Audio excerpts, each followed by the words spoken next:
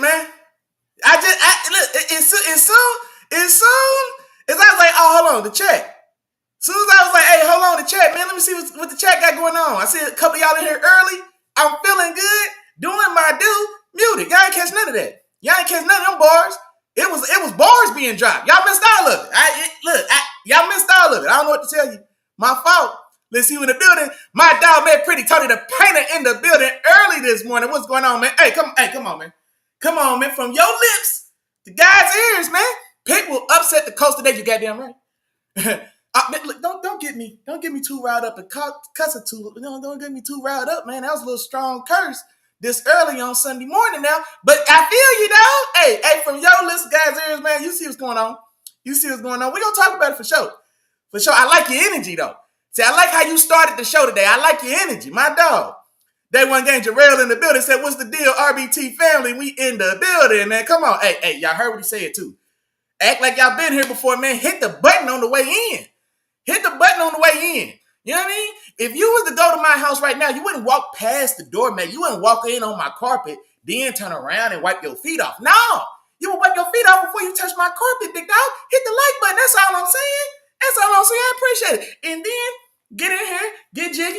You know what I'm saying? We got adult beverages in the back. You know what I'm saying? We got entertainment in the various other rooms, the other side of the penthouse. Get in, get real comfortable. If we gonna lock in and do what we got to do, y'all know what's going on. What'd he say?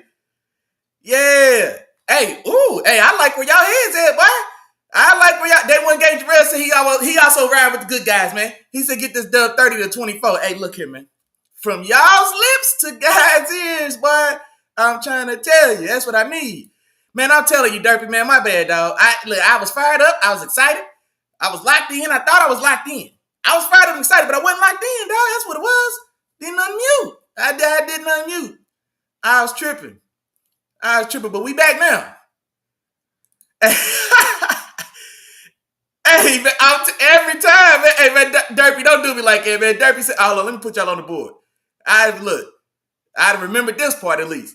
Yeah, Derpy said, man, he might like it better with no sound. Hey, don't do me that bad, Derpy, dog. Don't do me that bad, man. Oh, man, look who's in the building, my dog, man. Terrible Tom Walker holding it down for them terrible Houston Texans. Shout out to my dog, man. Get them comments up. I seen you in the building, big dog. I appreciate you. Hey, Tom said the Colts ain't really like that, man. Come on, man. I like where y'all energy at this morning. That's what I'm talking about, man. That's what I'm talking about. I need all of that, man. For sure you right. Oh, yeah, we're going to get it going, though. And matter of fact, go ahead and break us all in. We go ahead and talk about that Thursday night game real quick. Now, no, I don't think anybody was surprised, right? Lamar was coming back. They pulled him. He was a late scratch from that Chicago Bears game. And then I think they actually got into, they got their hands smacked a little bit from the NFL for the injury reporting because he was listed as a full participant, ready to go, whoop-de-whoop. They backed off on that. Like, yeah, you know what? Let's ease him back in on Thursday night against the Dolphins instead. Then that's like the mini bye week. So it made sense strategically. But, yeah, man, no surprise. Lamar and the Ravens come out, put belt to you-know-where, and get this done 28-6. And then, honestly, the Dolphins, before the score got so spread out, I think they came out, they took the lead with a field goal, 3-0.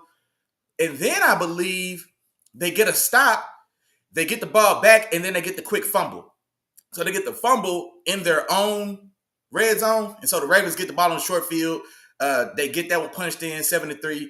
And then from there, they pretty much they just maintain. I think, yeah, they definitely maintain that lead, maintain control. They go up 14-6, I want to say. It was a 14-6 at halftime. They get another turnover in the second half, this time around midfield. And so, the Dolphins not able to maintain or hold on to any momentum they might have got from last week's win. But the Ravens, man, came out there, did what they had to do. Lamar in his return, 4 touchdowns, no interceptions. The tight ends was going crazy. Mark Andrews, 2 touchdowns, only had 2 catches. 2 catches, I don't know if he had 20 yards between each catch, but both of them got in the paint. If you're only going to catch 2 catches, they might as well be touchdowns. So I ain't mad at you. At all. Same thing with Charlie Kohler, man, the 3rd or 4th tight end on that team. 1 pass caught, but if you're only going to catch 1, catch it in the end zone. I fit Rashad Bateman, receiver. Same thing. If you're only going to catch 2 passes, One of them might as well be in the end zone, and they did. Derrick Henry, solid, big day in this one as well. I think he had about 120 odd rushing yards or so. So big day from him. He got stopped short on the goal line, so he didn't actually get in the end zone. And then I think, that was another touchdown, I think, to that backup tight end instead. But now the Ravens cruise, dominate this with 28-6. And then, we got, who was I talking about? I thought I was talking about it with my dog Chop, man. These Ravens, and it's no secret, they are poised to go on a hell of a run, man. This schedule's about to open up beautifully for them. Honestly, they'll have I think they'll have 3 of their next 5 or 6 games. I think 3 of them are going to be division games. I think they'll get the Browns twice. No, 4 of them. They'll get the Browns twice. They'll get the Bengals. No, they already played and lost. They already played the Browns. They'll get the Browns once, the Bengals twice, then they'll get my Steelers once. And then also in addition to us, all of us, they get 2 more pretty winnable games, man. I'm trying to remember who they were on the spot, but they've got a very winnable schedule looking ahead, man. If they run out 5 of these next 7, I don't know if anyone will be truly surprised, and so they should put themselves firmly right back in this AFC North division race for sure, especially with my floundering Steelers. But we'll talk about all that. But on the other side of that, there's nothing to say as far as about the Tua tagging mom and his Dolphins. He did throw the interception. He did throw an interception in this one after last week not having a turnover and 4 touchdowns. But even on this one, it was a deep shot. He loaded up and just chucked that thing as far as he could. Actually overthrew, I think it was Waddle a little bit, and then Malachi Starks, the rookie from the Ravens, gets the interception. But yeah, this one was pretty much in the bag, man. So big win, good win for the Ravens. Just goes a lot to help their momentum going forward for sure. Now, we got bigger fish to fry. We got a lot of games today. It's football Sunday, man. It's football Sunday, and we got football to talk about. We're going to get right into it. Let's see. Who we going to get it started? Matter of fact, my dog Tom up early this morning. Let's go ahead and talk about it. Denver on the road at Houston. Now, I'm not going to lie. This one, Houston looked good last week. CJ Stroud, probably for the first time in about a year and a half, had more than a second and a half worth of protection, and he capitalized on it. Now, they are at home, which is always a benefit for sure, but they do have a red-hot Broncos team coming into town, man. This Broncos team has been playing pretty damn good ball. They just came off a good spanking of the Cowboys. The week before that, they had that epic fourth quarter comeback win against the Giants, right? And then also throughout this season, they've had a lot of very tightly contested nip and tuck victories in which they've came out on top. That defense has a lot of good playmakers up and down it. Now, Patrick Surtain, reigning defensive player of the year, their stud, number 1 corner, he is out. I think he was out last week. I think he's expected to miss a handful of games as well. So he's going to be out, banged up in that Cowboys game. So we'll see how that looks there. And as a matter of fact, Tom, somebody from the Texans is back, actually. All right, Tom, if you're in here, I need to know.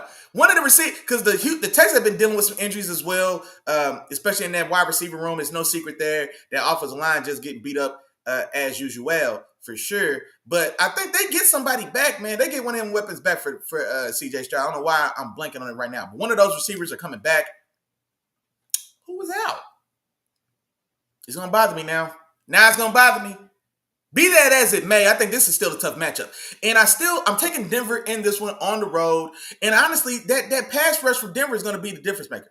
Houston is probably it's got to be a bottom 5 pass blocking team in the league. You know what I mean? So, and it's not just them. So Houston, my Steelers, our offensive line is terrible as well. So there's a handful of teams that offensive lines are struggling, especially in pass protection. And Denver is a top 3 pass rush team in the league. I think Nick Medino, if he's not leading the league in sacks, he's up there around 2, 3 at worst. His running mate on the other side, Jonathan Cooper, shout out to my dog Coop, he's still a very competent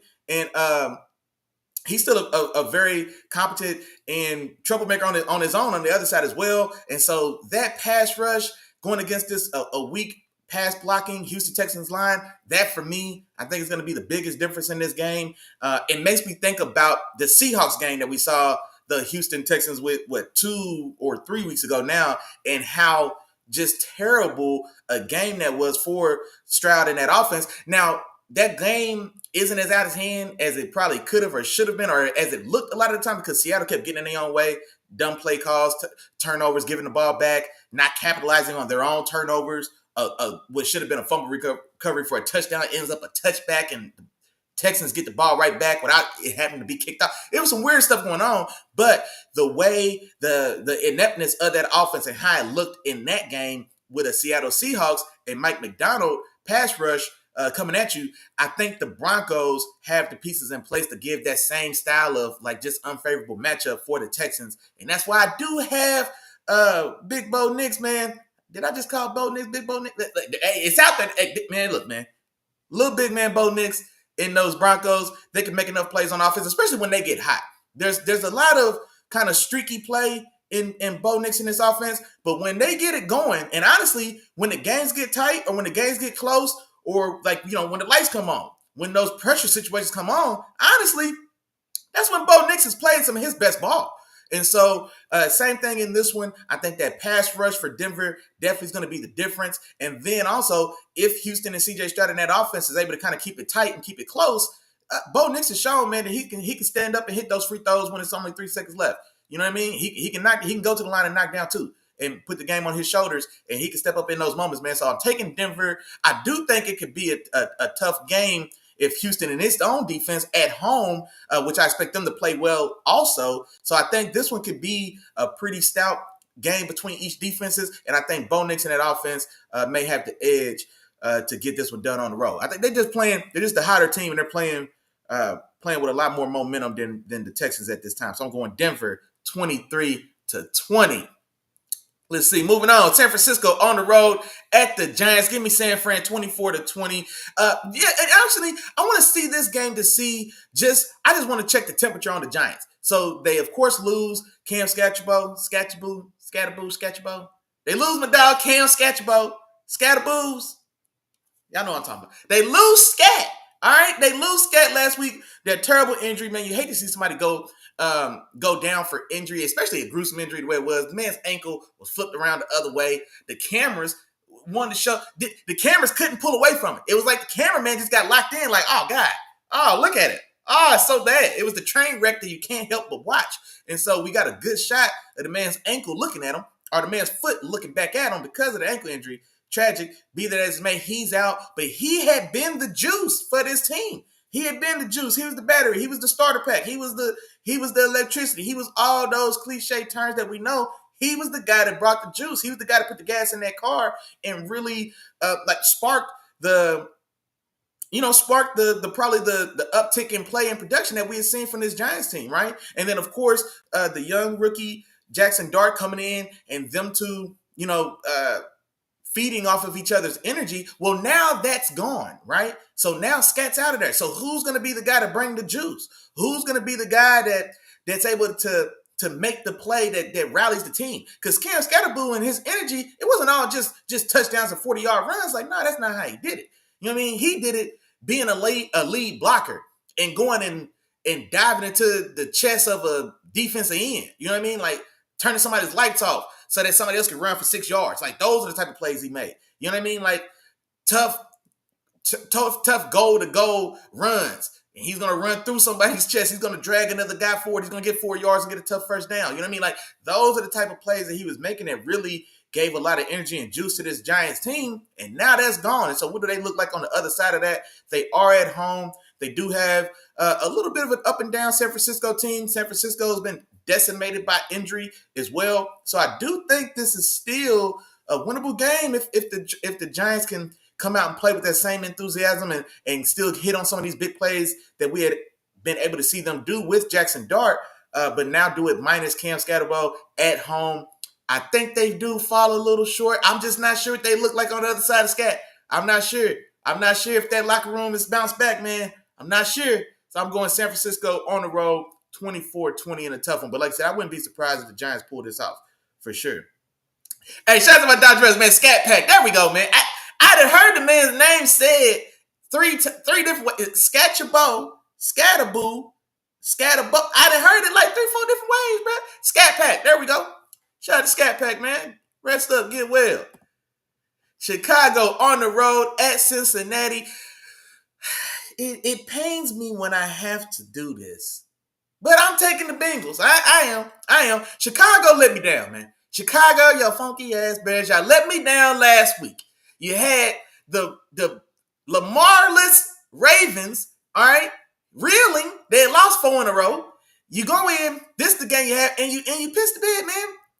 If I can't trust you to beat a Lamarless Baltimore Ravens, mind you, who had given up just about 30 points to anybody who's came into the building. If I can't trust you to handle your business then, well, how can I trust you not to do anything? Now I can't trust you to go into Joe Flacco's house and outdo Joe Flacco. If Joe Flacco doesn't do anything else, he's going to throw Jamar Chase the ball. We can see that. 25 targets. I don't know if Jamar Chase has had less than a dozen targets in any game that Joe Flacco's been there for in any game that Joe Flacco's been back there for quarterback. So if nothing else, we know he's throwing Jamar Chase the ball. And honestly, that just points to the veteran savviness of Joe Flacco. Joe Flacco's like, look here, man, the writing's on the wall. All right, I don't know how many tomorrows I got. Learn the offense. I tell you what I know about the offense. Jamar Chase is out there. And if they got less than 3 guys on them, I'm throwing them the ball. That's all I need to know to be successful in this offense. And Joe Flacco's putting in work, man, and it's working. And I ain't mad at him. And so I'm thinking, okay, well, who on the Bears is going to really lock it up and shut down Jamar Chase? It's not going to be Tyreek Stevenson. Shout out to you, my boy. It's not going to be you. I don't see it. And so with Joe Flacco giving Jamar Chase 20 targets, 13 of them is coming in. And if he gets 13 of those at the crib, what's that? $130? $140? At the least? What's the over on his touchdowns? 1.5? If I told you Jamar Chase is going to have 1.5 as the over on his touchdowns today, what are you taking? I'm leaning the over. I'm not going to lie. If it's 1.5 the over on Jamar Chase touchdowns today, hit the over and make a little money with your dog. And then feel free to break me off some if you're feeling generous. Let me see. My dog Tom back, man. He said both Nico Collins and Christian Kirk are back. Okay, yes, I was going to say, I knew they was getting some weapons back for sure. And so that does, and I guess backtracking to that Houston game, yeah, Nico and Christian Kirk are coming back, which is big because the Broncos secondary is down without Patrick Surtain. And Raleigh Moss was getting picked on in that Cowboys game. Now, I don't know why they kept going after Raleigh Moss instead of the third corner, because Raleigh is already the second. But you got Jadae Barron, the rookie, in the slot. He's pretty solid. And then they're going to bring in, I think, Chris Abrams-Drain from Mizzou, MIZ. I still remember you, baby. You know what I'm saying? He's gonna get a lot more playing time as well. So there is an opportunity that this Texans pass game with two of their key contributors coming back, and Nico and Christian Kirk. Now, we don't know what they'll look like coming back right after missing some time, but if they come back and come back in stride, this Denver secondary is down a critical piece, right? They're down the defensive player of the year in Patrick Surtain. So that is an interesting matchup. I still don't know if CJ is going to have time to take advantage of that matchup because of the pass rush from Nick Bonito and Jonathan Cooper. And that's where it still throws me off. But like I said, I think that's going to be a tough game. That's going to be a good one. That's going to be one that it's going to be in the heavy rotation, man, the games I watched today for sure. But let me see, my dog Mine said bear down, man. You taking them Bears today against the Bengals? And then my dog Day One Gang Jarrell said he's taking San Fran to get the dub against the Giants 24-21. Okay, I see what's going on. But yeah, man, I can't trust these Bears to get it done. I can't trust these Bears no more. I gave y'all one chance last week against a Lamar Jackson-less Ravens, and you let me down. So I'll take Joe Flacco and Jamar Chase to run it up and get this done. What I got? 28-24. For sure. Let's see. Chargers on the road at Tennessee. Short and sweet. Chargers a lot. Tennessee a little. I've got 27 to a generous 16, but I don't expect much resistance from the Titans before they go to bed in this one. But I think the Chargers, who started pretty hot, they got their momentum cut off and interrupted when they went and faced rookie Jackson Dart in his first start. They lost that one. I think they ended up losing 2 of 3, but they are looking to kind of regain their momentum as well, dealing with a lot of injuries also. But in their running game, the offensive line as well has been beat up, and so they're working through some injuries themselves. But this is a soft target. They should get this one done on the road. Give me 27-16 Chargers to handle their business today. Falcons on the road against New England. Give me New England in this one, man. Give me Drake May. Drake May is playing his ass off, man. I've been doing a lot of talking behind the scenes, man, about this Drake May character. I don't know if enough guys are watching and seeing what he's doing. Drake May is out here balling. And I mean, that's not that. I don't know if I'm giving it enough credit. I don't know if I'm giving enough credence to just how well Drake May's playing, but he's playing his ass off, man. Me and my dog Chop finally locked in, man. We had a good, man, look, we went back and forth on Drake May for about an hour and a half, probably. Amongst some other things, but what I'm trying to tell y'all is Drake May is top 2. He might not be number 2 right now. I'm talking just 8 weeks of 2025. I don't know. I don't know, man. Y'all gonna have to make a damn convincing argument on why Drake May isn't playing the best football at the position 8 weeks into 2025. That's just where I'm at. That's just where I'm at. Maybe Atlanta will prove something different. Maybe. I don't know. But right now, I'm checking Drake May all day. Give me the Patriots 28-20 to get this done. And then the Falcons, man, I don't know what's going on with them. One week, they put a 30 ball on the Buffalo Bills. Then the next week, they get 30 ball by the Carolina Panthers. I don't know what's going on. Kirk Cousins, Michael Penix. I'm not even sure which of them is starting today. I don't think it matters. But they've got some things they need to figure out in that offense. Bijan's had a quiet last couple games as well, and so that Falcons offense is in trouble, and I don't think they have anything coming for Drake May and these Patriots, who should keep it rolling and get a big dub today for sure. Hold on, let me check and make sure. Okay, there we go. Moving on.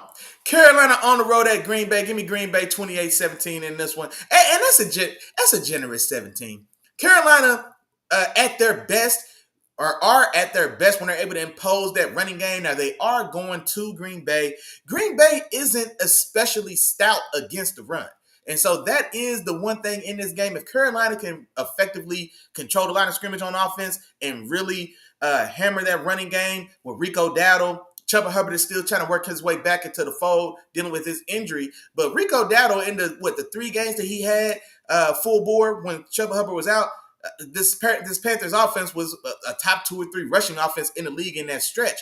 Capped off, of course, in the memorable performance that Rico Dowdle had against the Dallas Cowboys, man, his former home, his former compatriots, his former comrades. And you know what? Shout out to my dog Miles, because Miles had called Rico Dowdle going crazy in the Panthers to upset the Cowboys in that game, and he was right. Rico Dowdle was untouchable in that game. Now, the Packers defense is not the Cowboys defense. Now, while they aren't a dominant run defense, they are competent defenses all told, and so getting that run game established is going to be key for Carolina if they want to give themselves a chance in this one. Barring that, and I don't know how far that's going to carry them, Jordan Love playing excellent ball as well. Christian Watson came back last week against my Steelers, had a couple big catches in that one, and so now he's working his way back. J.C. Horn, maybe he'll lock up with Christian Watson. If that's the case, man, J.C. Horn is playing some fantastic ball right now as well. And I'm glad he finally is, because he's finally healthy. J.C. Horn was my corner 1 coming into that draft, I want to say 4 or 5 years ago. And he was in the same draft as Patrick Surtain. My dog Chop was a Surtain guy. I was a J.C. Horn guy. And I'm finally glad that J.C. Horn is finally healthy and he's playing to the caliber of what I expected, man, when I was looking at his film coming in. So he's playing bananas right now. And so he's playing extremely well. And so curious to see just what he looks like today, I guess, in a matchup. I'm assuming against Christian Watson in key situations. But I do expect the Packers team to roll 28-17. Let me see. Who in the Bears? Look. Hey, as soon as I say his name, now here he is. I was just telling the good folks. I was just telling the good people. Look at my dog Chop in the building. I was just telling the people that a long time ago, when they were both coming into the league, Patrick Surtain was my dog Chop's guy. I was a J.C. Horn guy, right? And now J.C. Horn's finally healthy, dog. And he's playing awful CB1-ish. I'm just saying, he's playing awful CB1-ish, man. That's all I'm saying. J.C. Horn finally healthy, man, and he balling, man. He's showing out, doing what he got to do. But Patrick Surtain definitely reigning defensive player of the year. So he needs no flyers from me, man. We know what he's about. But I am happy to see J.C. Horn finally healthy and showing what he can do as well, for sure. For sure. Let me see, man. Hold on. My daughter threw me. Matter of fact, Chop, I mean, you're a little behind. If you got some scores, you already know. If you got something to say, you got some scores, got something to talk, get off the chest, drop it in the chat, talk to me. You know I talk back. You know what's going on. Let me see. So that was Green Bay, Carolina. Let's get it going, man. Minnesota on the road at Detroit. Give me Jared Goff in those Detroit Lions to get this done, 27-20. And then also, and honestly, I mean, the Vikings are in a tough spot. I mean, Carson Wentz is Carson Wentz. He's playing some ugly football. JJ McCarthy in the 2 games we got to see, we saw one good half of football in the 8 total quarters that we saw from JJ McCarthy. The rest of it was pretty ugly. It was tough watches. Outside of that second half against Chicago, in which they come back and get a dub, it was pretty ugly ball from JJ McCarthy as well. Now, keeping in mind, he's a super rookie right now. His last year's rookie season misses it in full with an injury right before the season starts. Allowed the rebirth of Sam Darnold, just the way that works. And then this year, they make the choice to ride with the rookie, or with the second-time rookie, let Sam Darnold out that building. They bring in Carson Wentz, and it's been a disaster. I don't imagine they have the goods to really stand in there and duke it out with the Detroit Lions. Give me Detroit 27-20. And honestly, the more I look at it, I don't feel great about giving Minnesota that 20, but I did. Detroit 27-20. Jared Goff and the boys, I expect them to roll. I definitely Jahmyr Gibbs. I want to see what that Vikings and Brian Flores led defense, what they do to contain him in this one as well. And then also, man, Jared Goff in the game, Amon-Ra, J-Mo Jameson Williams as well, Sam Laporta. They've got weapons and pieces there. We can't look. I said all that and haven't even mentioned David Montgomery yet as well, who with enough touches is definitely capable to still go crazy and be a force in this game as well. So I think all told, the Lions just have too much firepower, and the Vikings just don't have enough to keep up. So give me Detroit, especially at the crib, 27-20. My dog Chop said the Vikings need to go get Kyler. Man, they should.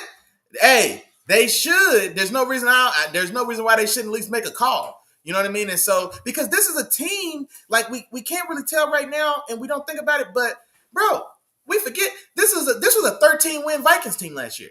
Now, before Sam Darnold pissed in the bed, like before Sam Darnold, you know what I'm saying, wet his bed that last month of the season, this was a team that was firmly in contention to be the NFC's representative in the bowl. Like, they was in that conversation, right? And so, looking at where they were just a year ago, that rosters, I don't think there's been any major changes to that same roster, except at the trigger man position, right? Except there's not Sam Darnold for 13 weeks back there lighting it up. Well, now you got Pooh Carson Wentz, and you got a rookie JJ McCarthy that hasn't had a chance to show you anything. And so, yeah, no, they definitely should go make a move.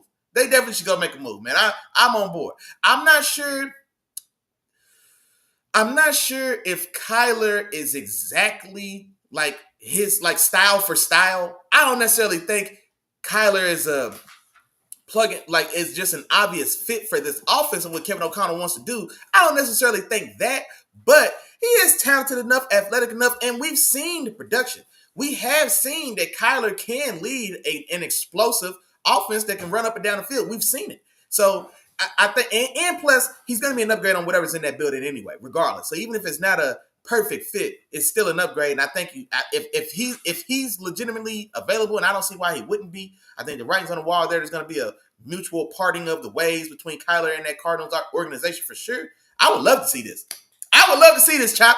Trade deadline's not till Tuesday. So I would love to see this, especially it might go a long way and maybe poking their pride in the Vikings to try to make some type of big splash trade like this. If they get their ass handed to them today by these Lions, man, that could be the spark. So I would love to see that for sure.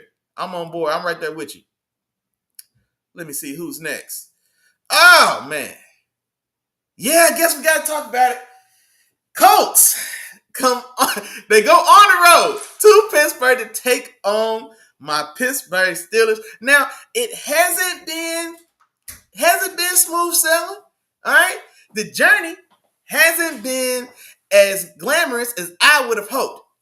But it don't mean if you thought I was coming on here to pick against these Steelers, you was wrong. All right? If the Steelers go 0-17, that means I was 0-17 on the year. Okay? I just got to get that out. I got to get it out. But, hear me out now. Hear me out. Hear me out. We got a chance. That's all I'm saying. We got a chance. Give me Pittsburgh 26-24. And honestly, even how I came up with this score, I was trying to play the game out in my mind. I was okay. How many touchdowns? How many touchdowns do I imagine we score today? I say realistically, I'll give us 2. I think A-Rod's good for 2. I think A-Rod's good for 2, and Big Leg Chris Boswell, he's good for any and other points. He's good for about 4 field goals in this one. That's why 4 of them. 3 of them might have to come from 50, but he's good from that range. So I got 4 Chris Boswell field goals. I got A-Rod leading 2 touchdown drives, right? And that's how I got to the score. And so if we do that, no small secret, we've got to find a way. We've got to put this game in the hands of Daniel Jones, man. We're gonna really have to sell out against this run. I'm trying to tell you right now, I would rather see 3 Daniel Jones 80-yard bomb touchdowns and lose this game as opposed to seeing Jonathan Taylor rush for 200 yards with two touchdowns that went for 60 and a third touchdown that went for 40. I would much rather have Daniel Jones have an all-time career day and win this game than us get beat by Jonathan Taylor knowing he's the secret sauce. And so I'm all for it, man. I'm all for it. I'm all for sign me up. Put 9 people within 5 yards of the line of scrimmage and tell Danny Dimes this was on you. That's what I want to see personally. That's what I want to see personally. I don't give a damn. That's what I want to see. But realistically, we've got to find a way to contain Jonathan Taylor. You're not gonna stop him. We got to find a way to contain Jonathan Taylor. If Jonathan Taylor goes for 130 yards today, I want it to be on 32 carries. That's what I'm talking about. You know what I'm saying? He's got to grind it out.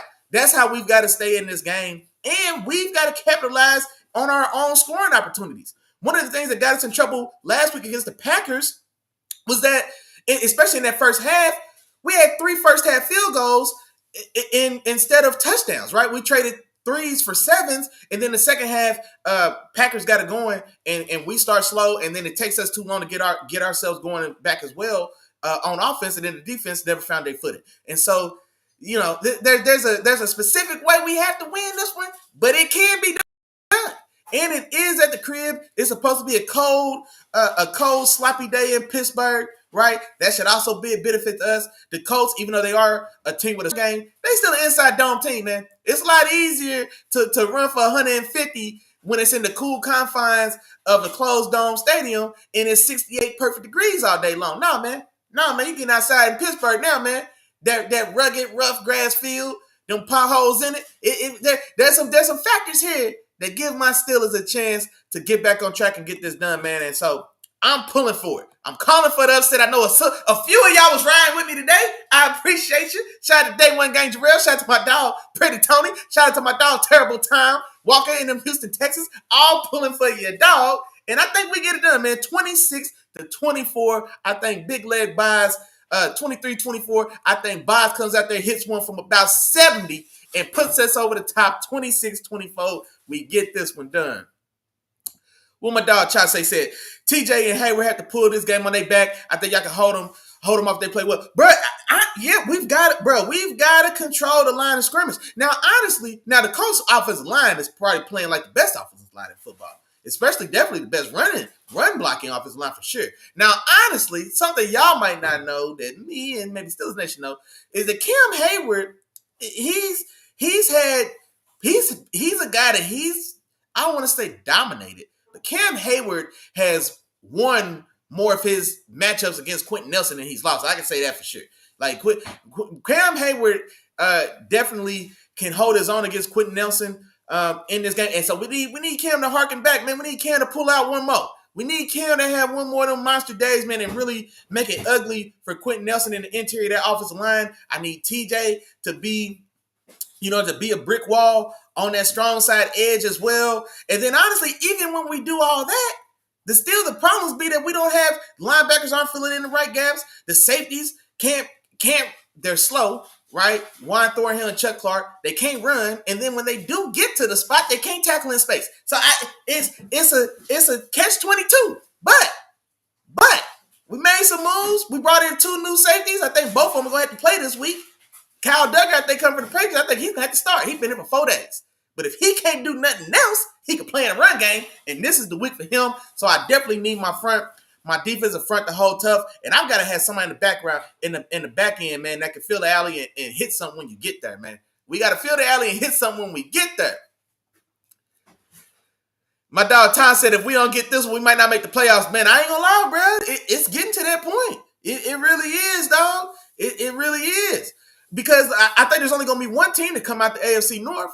And so between us, the Ravens, and the Bengals for sure, right?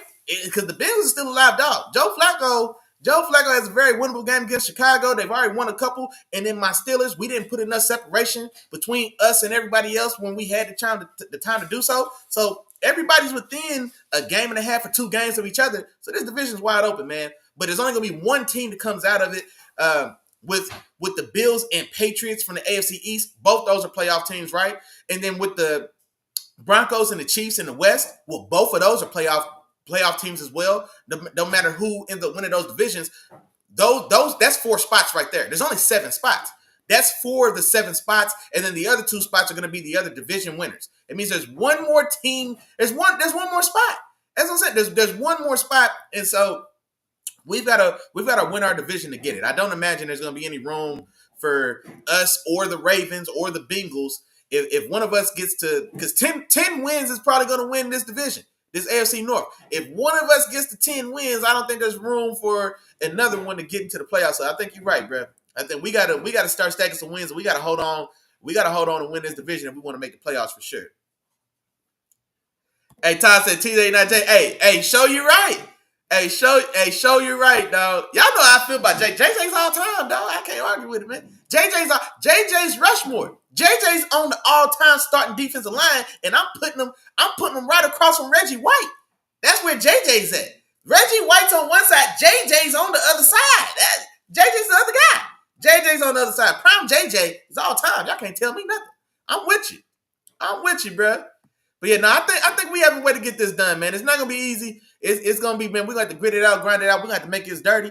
We're gonna make it. I'm telling you, man. We gotta do a lot to get it done, but it can be done.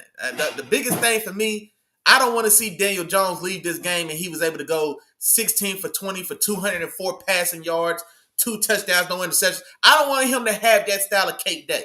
I want Jonathan Taylor to get his $130 on 35 carries, and I want Daniel Jones to really have had to play ball and get this one done, man. And if that's the case, give me the good guys, man. Give me the Steelers to hold this down at home. Let's see. Moving on, we got Jacksonville on the road against the Raiders. Give me Jacksonville on the road. I don't even feel good about this. It's the Raiders, so I'll ride with Bad Trevor and the Jaguars. 24-20. Now, here's the thing for the Raiders as well. Brock Bowers is expected back, I think, finally, because he got injured, was it week 1 or week 2? And that offense hasn't had, like, he took all the light went out with Brock Bowers. And so he's coming back. I wonder if he can be a spark or be a difference in this game. They are at home. And it is Trevor Lawrence. Good Trevor, bad Trevor. Trevor Lawrence will turn the ball over if you get out the way and let him. So maybe there's a backdoor chance the Raiders sneak and pull this off. But officially, I'm going to take Jacksonville on the road 24-20. That don't even sound right. Taking Jacksonville on the road, led by Trevor, turn the ball over Lawrence. It don't even sound good saying it. But I'm saying 24-20 Jacksonville, unless they go out there and give it away, which they liable to. Moving on, New Orleans on the road against my dog Chops Rams. Tyler Shark making his first start. Rams a lot to the Saints little. That's where it's at. 30-13. A lot to a little, right? And it's in LA as well. So this is the thing. And you know what, Chop? If you're still in here, Chop was asking me about what I think about Bryce Young, because Chop's been maintaining that Bryce Young can be a viable starter. I don't see it. He's 5'8.5". He's got his arms not. He can't compensate for his deficiencies. That's I guess my thing for him. And the reason why I'm talking about Bryce Young now is because I'm gonna fold it into Spencer Rattler. Spencer Rattler got a bad deal from these Saints now. This Saints roster was nothing to be. There wasn't a lot of expectation. And even when Spencer Rattler was drafted in the 5th round, nobody imagined him realistically ever getting starting snaps for this team. Then you go draft Tyler Shock in the top of the 2nd round, overdrafted, whatever. You go get him at the top of the 2nd round. Well, then he doesn't even beat Spencer Rattler out to start the season. And then Spencer Rattler, for his part, for the first month of the season, on a bad team, but, excuse me, Spencer Rattler showed me a lot. Spencer Rattler showed me, and not just me, other people as well, but Spencer Rattler showed me, Spencer Rattler can play, man. Spencer Rattler can be a starter in this league. And so when my dog Chop, we talking about we talking about Bryce Young this morning, and it was before the show, so I didn't have a chance to get to this. But honestly, bro, if I had to start the franchise tomorrow, and I gotta go 5th round Spencer Rattler or number 1 pick Bryce Young, I'm taking Spencer Rattler, bro. I'm taking Spencer Rattler. I don't see, I guess the future upside of Bryce Young. I just don't see it. Because if you're going to be 5'8", then you better be Kyler to give yourself a chance. You better be an all-world athlete. You better be a guy who was drafted number 1 in the NFL and top 10 in the MLB. You better be that type of guy if you're going to be 5'8.5". You know what I'm saying? Well, he's not. He's not that type of athlete. Doesn't have that type of speed. Doesn't have that type of arm power, right? And then another guy, right? Shorter guy, Baker Mayfield, 6 foot flat.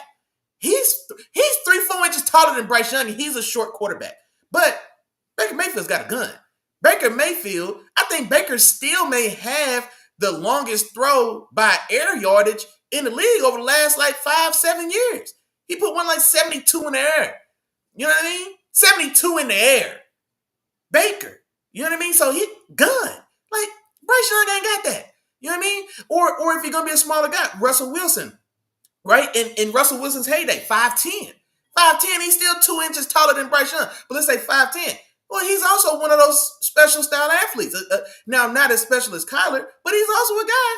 He was drafted in another professional sport, right? And he does have a strong arm. You know what I mean? So, and he has some mobility. He has some thickness about his build as well. You know what I mean? Bryce Young's built like my nephew, but maybe 3 inches taller than my nephew, and they probably built the same. He looks about 5'8", $165.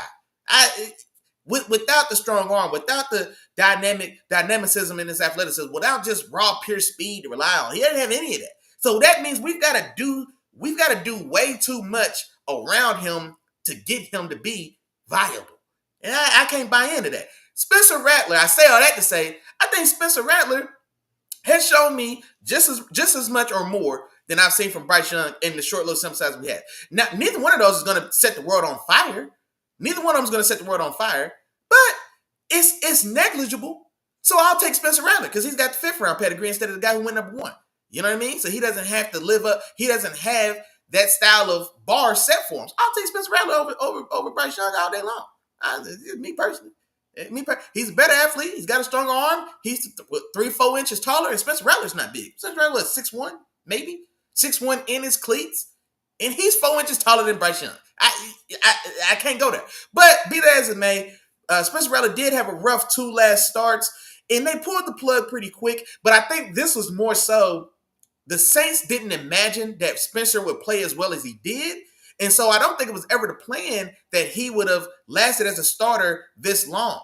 And so at the first sign of trouble, they pull him because they need to get Tyler Shock in the game to see if he's going to be a guy they can actually build on. Because right now they're trending as a top 5 picking team in the league in this upcoming draft, which means quarterback territory. So if you're going to be in position to get a quarterback, then you've got to know, okay, well, the 2 that we blew last year on Tyler Shock, is it worth it or not?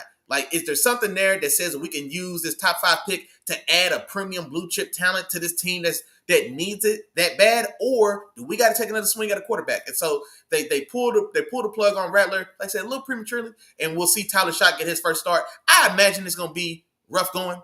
I wasn't overly impressed with him watching his film coming in. Definitely didn't see him as a 2nd round draft pick. Crazy thing about it, him and Matt Stafford was classmates. No, that's too far. That's too far. He ain't that old, but he's old as hell. Spencer Rattler's closer to 30 than he is to 20. I tell you that as a rookie quarterback. So you can do with that information what you will. I think this one gets ugly in a hurry. I think Jared Verse and that Rams defense make life hell on Tyler Shock. And I think they, like I said, this one's going to be over shortly after it starts. I'll take the Rams in a beating 30-13. And I think 10 of those 13 probably come in garbage time. That's how bad I imagine this one is. It's just a bad matchup. It's a bad first start for Tyler Shock as well, going on the road against a red-hot Rams team, man. A Rams team is playing pretty good ball for sure. Let me see. My dog Chop said he agreed that Spencer's not bad, but saying he could be a starter and Bryce Cannon is crazy. Well, no, see, here's the thing. Like, in my mind, no, I think Spencer showed, like, he won't never be inside the top 20, but Bryce Young won't either. Right, so I think at their best, these guys are bottom third of the league style of quarterbacks. But if I've got to pick one of them, I can get Spencer in the fifth or Bryce Young at pick number one. I'm taking Spencer all day long. I'm good like that. I don't see it now. I guess okay. So Spencer can start in this league, but because I'm keeping in mind that there's always those, like, there's always 4, 5, 6 teams at the bottom of the league that have a guy starting that his days are limited. Arizona's starting Jacoby Brissett today. Now he's filling in with Kyler, but Kyler's it hasn't worked out for him these last couple of years. It's been up and down, but like Jacoby Brissett is starting right now in Arizona and he looks viable, right? I just don't imagine, we know Daniel Jones this year, right? But let's think of like Daniel Jones and his time with the Giants, like that level of starter. Do the Giants look much different with Spencer Rattler for a lot of the time that they had Daniel Jones over there? I don't know if they do.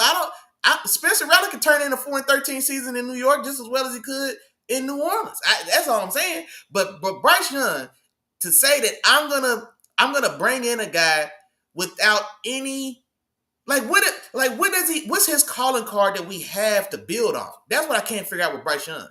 Because Tua had fantastic accuracy and anticipation coming out of Alabama. And Tua doesn't have the strongest arm. His arm's stronger than Bryce Young. And he's even bigger than Bryce Young.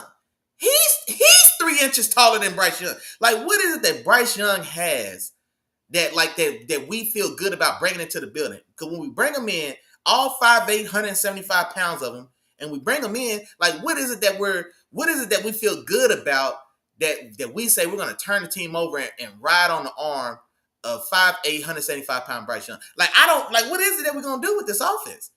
What? RPO? He's not a real threat with his legs. He's slow. He's not getting around the corner on anybody. You know what I mean? Hard play action? He hasn't had an arm to get it 60 yards upfield and take advantage of maybe of hard play action. And what is it that he's going to do? I don't know. Bro. I don't know. If these are guys that are both in the bottom 10 of the league, I'm putting Spencer Rattler ahead of Bryce Young on that list. That's just in my humble opinion. That's all I'm saying. I think, yeah, I'm gonna let it go. Hold on, let me see what you said. My dog Chai said Breeze had the same physical skill set. No, but see, here's the thing, bro. Breeze is 3 inches taller than Bryce Young. And Breeze was a little heavier as well. Breeze is about 3 or 4 inches and 20-ish pounds heavier than Bryce Young. Bro, Breeze, we think of Breeze like a small quarterback. Breeze was 6 foot flat. Breeze was 6 foot flat in 200 pounds? 205? 6 foot 205, 6 foot 210? Bryce Young, 5'8", he's 175 pounds in his pads. Come on, man. And Breeze was also deathly accurate. Now, here's another thing as well, though, Chop, because this is a good point. It kind of also goes to the point, kind of like we were talking about before the show. Well, what did it take for Drew Brees to be successful? He had to get in a situation with an offensive mastermind that could build an offense that allowed him to not have to worry about seeing over 6'5" offensive lineman and throwing the ball 40 yards down the field or throwing the ball 25 yards over the middle of the field. Those are the things that Drew Brees, he didn't have to do all the time. The core of that offense was 3-yard quick hitters, ball in and out of his hands, putting the ball in the hands of a big-bodied Michael Thomas, letting him break the first tackle at 3 yards, and then him falling down for an 8-yard gain on a quick slant. Like, that was the offense. We got 30 of those a game, right?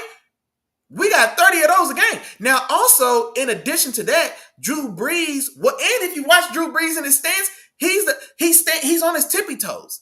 He's taking drops literally on his tippy toes. Because even at 6 foot, it was difficult for him to see down the field. You know what I mean? So Drew Brees isn't a comp for Drew Brees isn't a good comp for Bryce Young.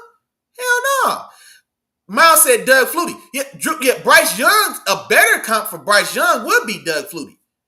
I think a better comp for Bryce Young would be Doug Flutie. Because Doug Flutie, and I think Doug Flutie might have been 5'10", but he's about 5'10", 180 pounds, didn't have an NFL caliber arm, didn't have an NFL caliber athleticism, but he could run around a little bit, move around a little bit, and I guess find ways to get the ball out of his hands. But he wasn't a viable starter. Doug Flutie made his name at Notre Dame in a huge upset when the band storms the field prematurely. That was Doug Flutie that threw that Hail Mary pass.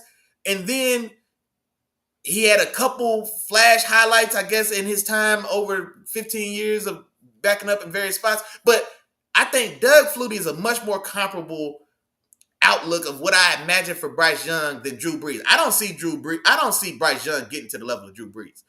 Like, for one, he doesn't have Sean Payton in an offense dedicated to letting him throw 3-yard, in an offense dedicated to move left and right to go up the field. That's what that Saints and that Sean Payton offense did. They threw the ball left and right, side to side, to guys like Michael Thomas, the guys like Darren Sproles, the guys like Reggie Bush, the guys like Devery Henderson. Y'all don't remember these names, man. Who remembers Devery Henderson? You know what I mean? Robert Meacham was on that team. Like, who remembers these guys, right? Marcus Colston. But what I'm saying is, but the way that offense was successful, it was 3-yard quick hitters. Either quick 3-yard slants to Michael Thomas, who can catch a 3-yard slant, break a tackle, and then get 8 yards. So now it's 2nd and 2. Then we can get the ball to Darren Sproles in space. We can get the ball to Reggie Bush in space, right? If we do that enough, we'll hit Devery Henderson over the top, right? So, like, that's a very particular offense and a very particular team and scheme, like, in place that a guy like Brees can come in and then thrive and excel. Bryce Young ain't showed me he ain't even got that. He doesn't have the pinpoint accuracy and timing that Drew Brees had. Drew Brees was a surgeon. Like, Bryce Young ain't got that. Hell no. No, Doug Flutie. That's a good call, man. Doug Flutie. I think Doug Flutie's where he's at. Hey, that's a fact, bro. Hey, Sis in the building said good morning to the good people. Happy Sunday. Where's K-State? The one to stop by. Hey, I appreciate you. I know you're a hard-working woman. We appreciate you stopping through and saying what's up. Hit that like button on the way out the door if you feel me. If you don't mind, I appreciate you. My dog D-Dot in the building, man. He said Big Nation Business. What's going on? We in the building. Hey, man, we got a tough one today, man. We got a tough one today. But I think we can get it done. Drop your score for me, D-Dot, in the chat, man. Let me see what you feel about today. Oh, look, I done did all this talking, getting distracted with my dog Chop. We didn't get to the game of the week. Kansas City at Buffalo. I went back and forth on this one, man. My heart says Big Josh. It does. But I can't lie, man. Kansas City is the more complete team. Kansas City's defense is playing out of their mind, man. A top four unit in the league for sure. And Pat in that offense, they are catching their stride as well, man. And so I think all told, that Buffalo Bills offense or that Buffalo Bills team this season, outside of that huge comeback win with Big Josh going crazy against the Ravens early in the year before we knew what the Ravens were going to turn into, but that was still very impressive, that comeback in the fourth quarter there. And then James Cook going crazy. He's really, really been the highlight and the spark of this Bills team, not just this Bills offense, but this Bills team. Because that Bills defense, it has been a problem spot. Now, they're not grotesquely bad. They're not playing like my Steelers or like the Ravens and some of these other defenses. They're not playing to that level of bad, but they're not playing good football. And they still haven't found a pass rush. They've been looking and desperate for a rusher for these last couple of years. They've been going through the cycle of the old names trying to bring out one last superstar season from them. They hit and miss with Von Miller. They went out and got Joey Bosa now to be the Von replacement, the OG edge rusher. Maybe he can find one more day in the sun. That hasn't hit. He's been injured or ineffective, right? And I think he's finally coming back again from an injury. They lose Ed Oliver, the one kind of bright spot they had on that defensive line. Well, now he's out. And so that defense for Buffalo has been a problem spot now for a couple seasons. And then on the offensive side of the ball, they still haven't found a good weapon, man. They haven't found a good weapon or good replacement on the outside for Stephon Diggs and what they had there. Keon Coleman is a young guy. He's still trying to find his footing, but I don't know if he'll ever be just that dependable one-on-one go-to guy. I don't know if that's in his future, even though I did like Keon Coleman coming into the league for sure. I won't lie about that. I think I had him in the top. He was either my 5 or 6 receiver. He was right there in the mix with A.D. Mitchell and honestly Xavier Legette. I think I had them all within like 3 or 4 picks of each other. But I say that to say it's a lot more heavier lifting for Josh Allen to carry that team and that offense than it is for Patty right now, man. That defense is playing fantastic. That offense is finding his groove. Rasheed Rice getting back really did kind of complete what they were looking for on offense. So you've got the dependable guy in Rasheed Rice that you can get the ball to, who can make a move and make something happen. You still got Hollywood Brown and Xavier Worthy, whose speed has to keep every defense honest and have really let Rasheed Rice and old man Kelsey work in the middle of that field. They're still not getting anything special from Pacheco and Kareem Hunt, but 3 yards in a cloud of dependable dust still is able to make good enough plays. And then Kareem Hunt's really earning his pay, man. In those short yardage situations, he's turned into one of the more reliable short yardage backs in the league. Can't even talk.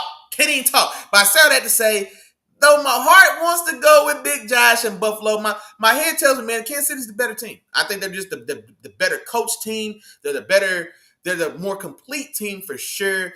And specifically, like I said, the way that defense is playing, making it tough on just about anybody. And Buffalo Bills, Big Josh Allen in that offense, outside of James Cook going crazy, man, there's just not a lot there. There's not a lot there to like on that offense, and that defense is already in a weak spot.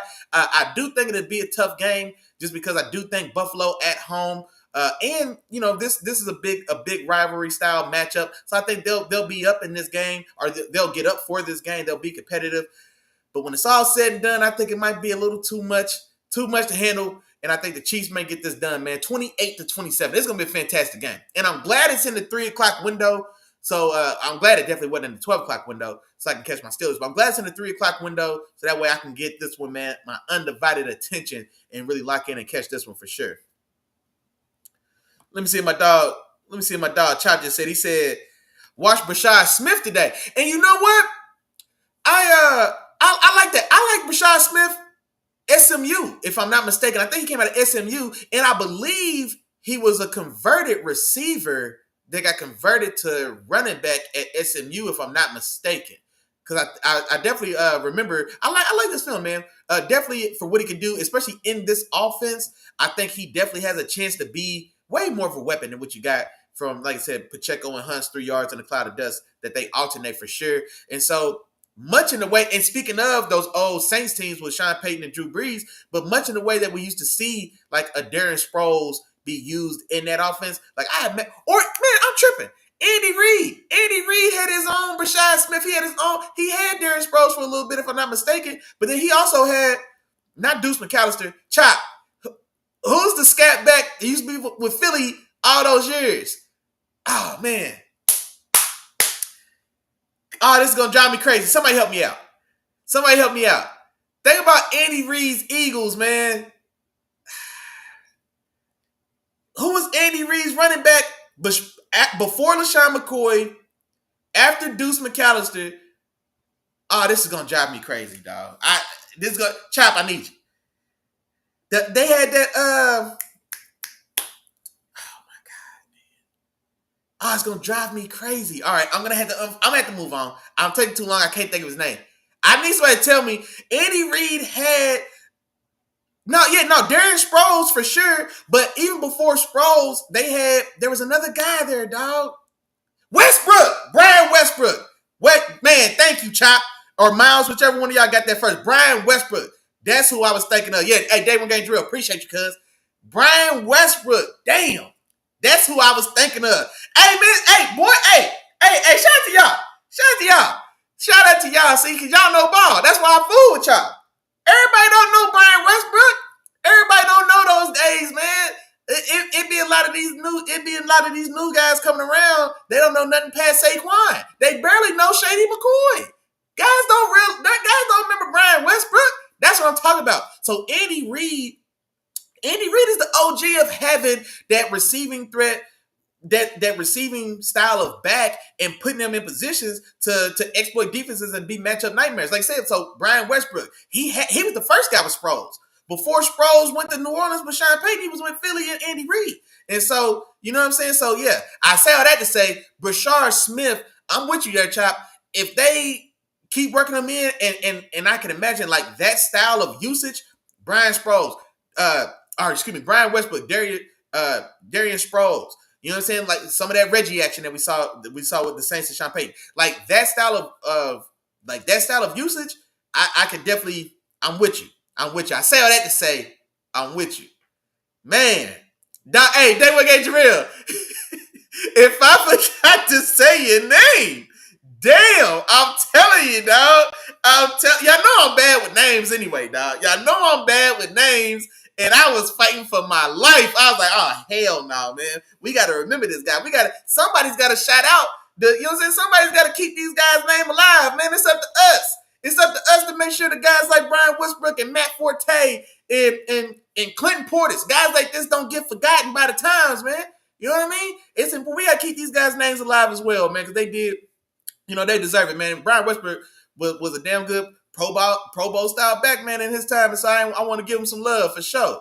But Brashard Smith, that's the type of role and usage in that offense, man, I imagine if they keep unlocking that as we get deeper into this season for sure, yeah, they're gonna be hell on wheels, boy. Man, I was out here dying, dog. It was like right there. I just was mad at myself. I couldn't think of his name, man. Shout out to y'all. Moving on, man. Sunday night, we got Seattle on the road against Washington. Give me Sam the Man Darnold and those Seahawks to get this done, 28-24. And then also, man, I meant to check as well, or somebody let me know if y'all are able to. Is Jaden Daniels going to be back for this start Sunday night? Because I know he's been in and out of the lineup all year. He came back in the game against the Cowboys, got knocked back out of that game. Then Mariota finished that game and started the next game as well. And so somebody got to let me know, man. Is Jaden Daniels, do we know if he's back or not? Let me see if I can figure it out real quick. Or if one of y'all are aware, drop it in the chat, let us know. But I think if Jaden's in this game, it at least makes me think about it a little more, right? But I thought there's a chance he could be in this game. But either way, honestly, I do like what we're seeing from Seattle. That Seattle defense, man, what Mike McDonald's got going on over there since coming from Baltimore. I like what that defense is doing. Sam Darnold's playing damn good ball, man. I think Sam Darnold's playing his ass off. I'm not going to lie. And especially the connection he has with JSN, Jackson Smith, and Jigba. Shout out to my dog. Day One Games to Real. Okay, my dog Charles said Daniels is playing. Okay, see now, Jaden Daniels being back, I think makes this a stickier conversation. But I think Terry's still out. See, I think Daniels is back, but see, I think Terry's still out. Scary Terry, because I think him and Debo came back, I think last week and played because they were both out. But I think Terry's back out again. If I'm not, I think Terry's back out. Somebody, if Terry's gonna be in, let me know. But as far as I know, I believe Terry is back out again. So now they get Jaden, but they lose Scary Terry as well. And so I still think it's a tough matchup with them not necessarily at full strength. And then also, how healthy is Jaden Daniels, right? Because he's been getting knocked in and out of this lineup. And this Seahawks defense, they got some hunters out there now. Them dogs will hunt. Mike McDonald got them dogs on Seattle hunting for sure. And so I think this is a rough matchup for Jaden Daniels coming back from injury. He still doesn't have his number one guy in Scary Terry McLaurin. Debo's back, but Debo's been banged up. He's coming back from injury. I think Bill McCroskey,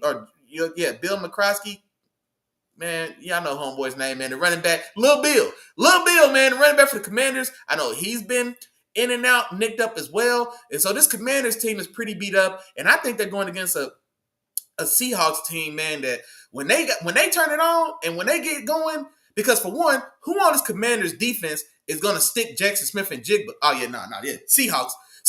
Jackson Smith and Jigba might go for 200 yards today. Yeah, okay, yeah, so I thought, yeah, Terry's out. Yeah, so Jaden's back, but Terry's out. And then who's guarding JSN? They don't have Derek Stingley on their team. Pat Surtain is injured. You know what I mean? Who's guarding JSN today? Matter of fact, somebody, what's the over-under on JSN's receiving yards today? I'm going to have to make some money today. I'm going to tell y'all that right now. What's the over-under on JSN's yardage? Because let me find out that JSN's yardage is like 79 and a half. Boy, I'm dropping a check. It's the second. The first was yesterday. If JSN's over-under is 79 and a half, put the rent money on the over. Who's sticking JSN today? Nobody. JSN gonna cost two people their jobs today. Yeah, give me the Seahawks. Yeah, Sunday night, Sam the Man Darnold. Sam the Man gonna throw for 300 plus, 3 touchdowns, and I want to say half of the yardage and the touchdowns going to JSN by himself. This is a wrap. This is a terrible matchup for them. That Washington Commanders secondary, unless they play Mahomes and they turning the ball over, they getting honey roasted. JSN cooking these boys alive today, boy. That's going to be rough. Hey, I can't wait to watch that. JSN going to go crazy.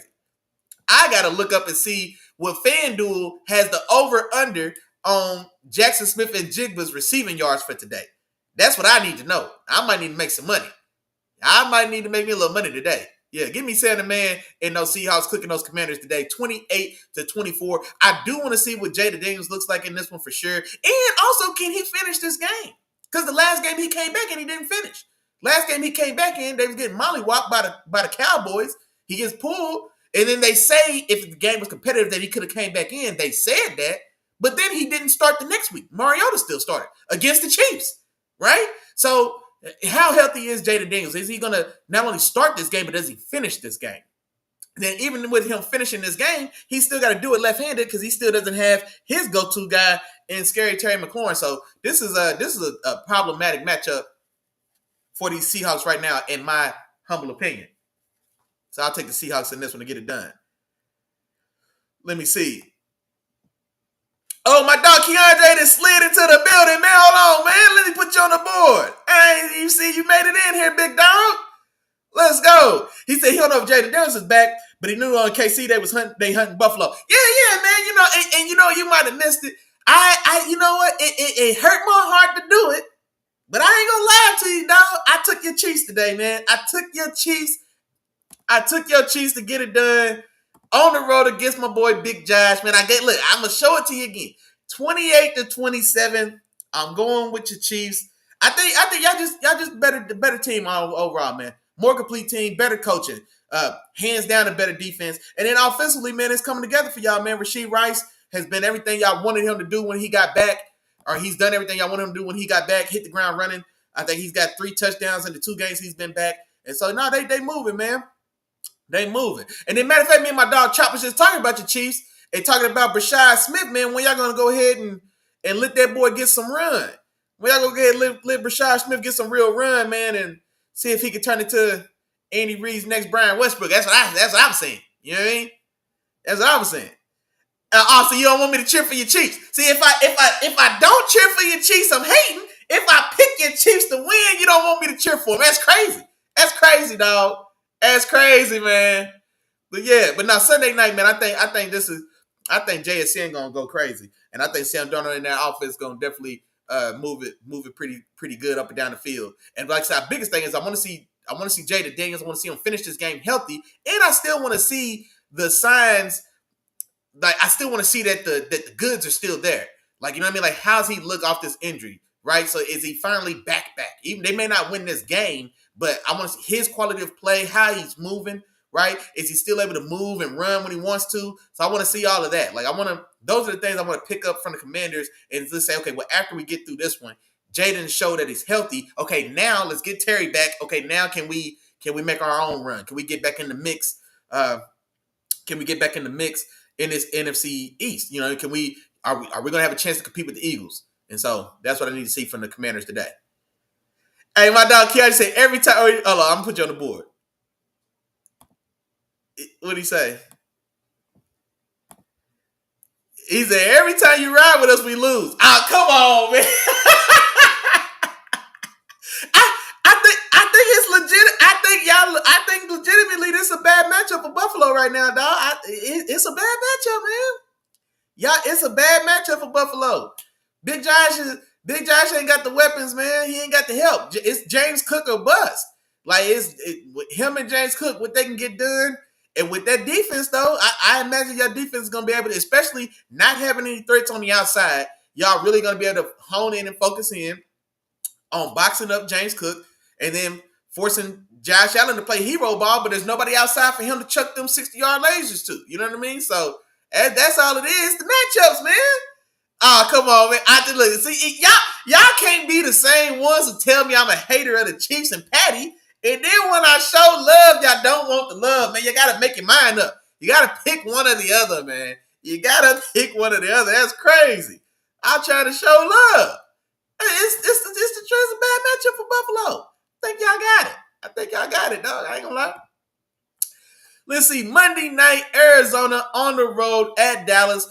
Jacoby Brissett making another start in this one in place of Kyler Murray. And then also it makes me wonder now is how hurt is Kyler?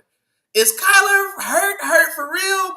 Or is it a chance that he still could be moved by Tuesday's deadline? Right? My dog Chop put it in the chat as well, man. Like, hey, man, maybe the Vikings go make a big splash move and go get Kyler out of Arizona. Maybe seeing the Vikings, maybe the Vikings getting their head beat in today.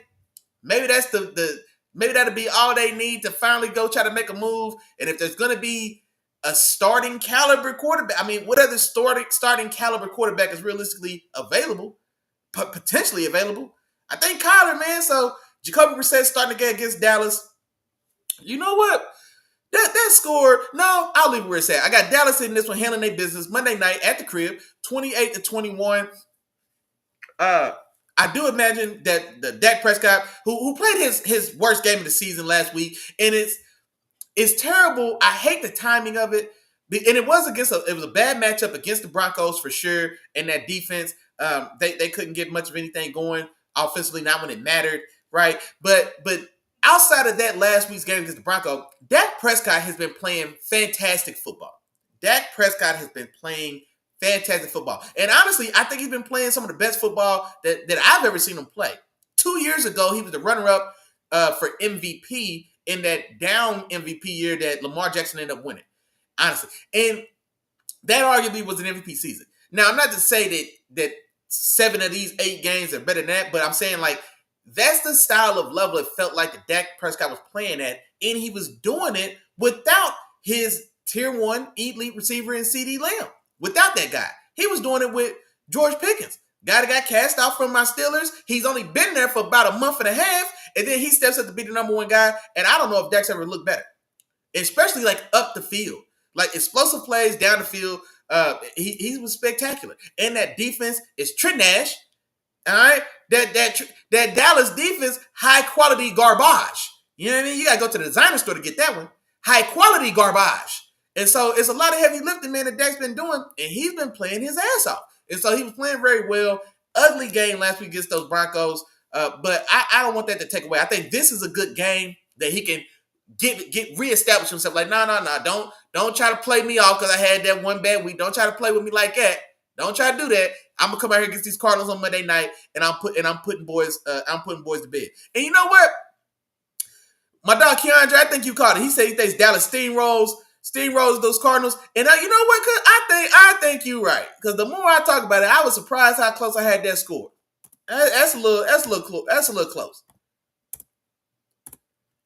close. We're gonna spread that out a little bit. I think my dog Keandre is right. 35-20 Dallas. That feels better. What you think, Keandre? I think that feels better. 28-21 felt a little too close. I think he was right. Because I imagine Dak and that Cowboys offense for sure, they got a bad taste in their mouth getting handled the way they did in Denver last week. And so now, Monday night on the road, this is a very winnable game. The Cardinals at their house. The Cardinals also a little beat up and a little injured. And then also Jacoby Brissett in place of Kyler Murray. Now, Jacoby Brissett has played well for the most part. I think of the 3 games he's played, he played damn good in 2 of them for sure. That Green Bay game, Jacoby Brissett against that Green Bay defense, with Michael Parsons going crazy, 3 sacks. I mean, maybe that one's not all the way on him, but there were still some misses and hold on to the ball in that one as well. But for the most part, Jacoby Brissett has played well. But I don't imagine he's going to duel it out, now shoot it out against Dak Prescott, George Pickens, CeeDee Lamb now back in the fold. Javonte Williams, that running game, has definitely been a nice bright spot for this Cowboys offense as well. And then the Cowboys defense, which is garbaggio, right? High quality garbaggio.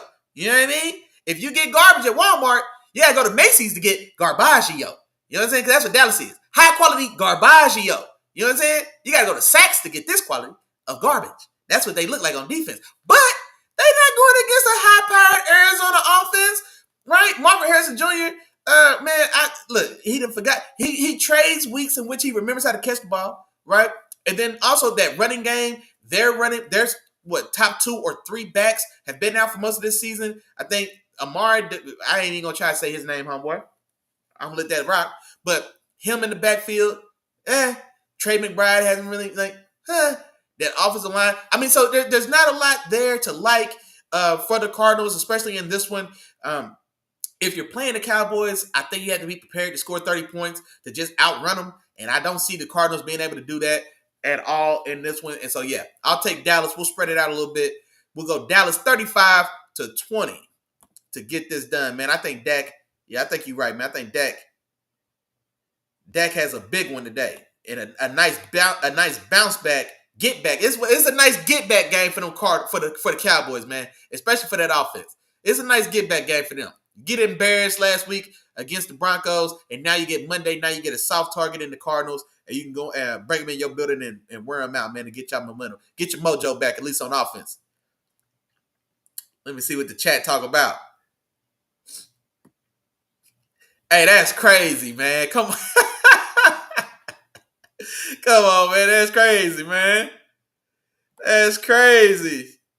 My Deuce in the building says she at work, but good morning, Big Nation family. Hope we have a blessed show as always. Appreciate you.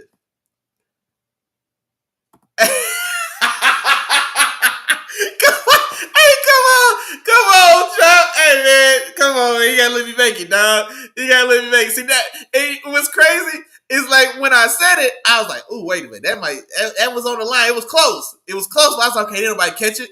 And then like Chop goes, "Chop, now you dry snitching. Now you dry snitching." That's crazy, man. That's crazy. Oh man, not you too. Day one game derailed. Hey, not you too. Hey, you see, I was just gonna move right past it, dog. I was just gonna move right past it, man.